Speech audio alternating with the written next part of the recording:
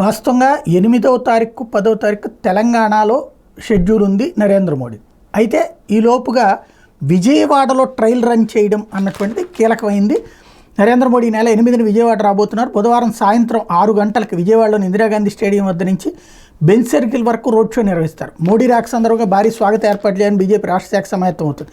ఈ మేరకు పార్టీ కార్యాలయంలో బుధవారం పార్టీ నేతలు సమీక్ష నిర్వహించారు. మోడీ ఎన్నికల ప్రచారం మీద పార్టీ శ్రేణులకు ఎన్నికల సహ ఇన్ఛార్జ్ సిద్ధార్థనాథ్ సింగ్ దిశానిర్దేశం చేశారు.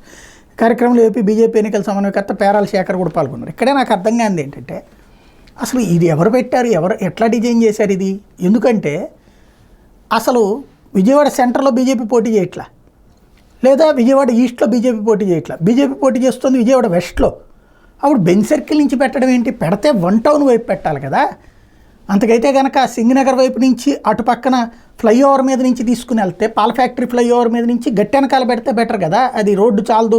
వన్ టౌన్లో అయితే కనుక చిన్న రోడ్లు కాబట్టి సెక్యూరిటీ ప్రాబ్లం అనుకుంటే భవానీపురం వైపుకి తీసుకెళ్ళాలి, కానీ ఇటు పక్కన పెట్టడం ఏంటో అర్థం కాలేదు. అసలు ఇక్కడ పోటీ చేయట్లేదు కదా.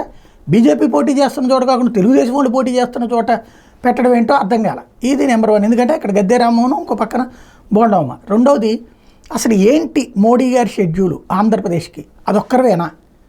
అది బీజేపీ నాయకత్వం చెప్పాల్సి ఉంది.